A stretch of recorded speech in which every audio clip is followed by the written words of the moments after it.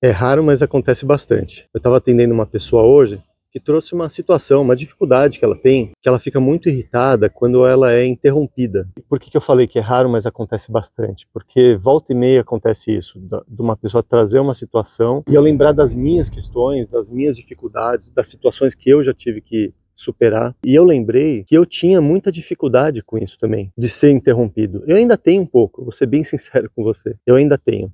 Quando eu estou falando alguma coisa que é importante para mim e alguém me interrompe, eu fico irritado, né? Isso mexe comigo. Mas mexia muito mais. Eu estava fazendo um programa de desenvolvimento, eu como participante dessa vez, e aí uma vez aconteceu isso, de eu estar falando uma coisa que para mim era importante, uma leitura que eu estava fazendo de uma situação, e alguém me interromper e começar a falar de outra coisa, e eu ficar irritado com aquilo. Aí num outro dia, aconteceu de novo, nesse mesmo grupo, de eu estar falando alguma coisa e aí alguém me interromper e eu ficar irritado com aquilo. Mas eu mesmo não tinha percebido que eu tinha ficado tão irritado. Eu simplesmente fiquei, procurei manter a calma e toquei em frente. E aí uma pessoa do grupo falou: Yuri, você fica muito bravo quando as pessoas te interrompem. Você não precisa ficar tão bravo. As pessoas não estão te interrompendo porque não dão importância para o que você está falando.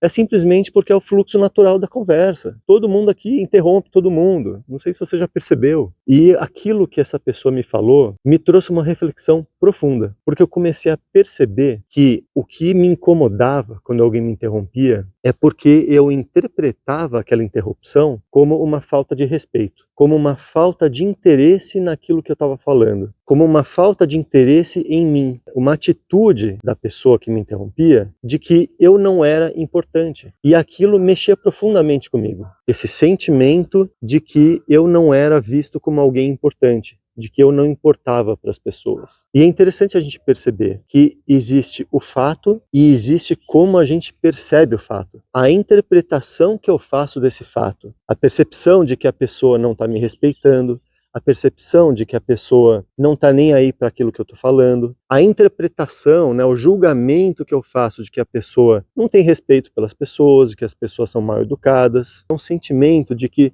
eu não estou sendo visto, não estou sendo valorizado, não estou sendo apreciado, as percepções que a gente tem em torno de um fato simples. E isso acontece em muitas situações, de uma pessoa ter um comportamento e a gente ter toda uma percepção e uma interpretação e um julgamento em torno daquele comportamento, daquela atitude que a pessoa teve com a gente. Então eu estou dando esse exemplo de ser interrompido, porque para mim foi uma coisa que mexeu comigo e que gerou uma reflexão profunda para mim. Talvez para você tenha outras situações. Então aprender a fazer essa distinção entre o que acontece de fato e aquilo que você percebe em torno daquilo que acontece de fato é uma grande sabedoria. Isso é um dos ensinamentos principais da comunicação não violenta, né? Que é essa distinção entre o que é fato e o que é julgamento, e pode te ajudar muito a desenvolver esse discernimento. Então, se você acredita que esse ganho de consciência em relação a como você pensa, como você percebe as coisas, as suas reações emocionais, o jeito como você lida com as pessoas,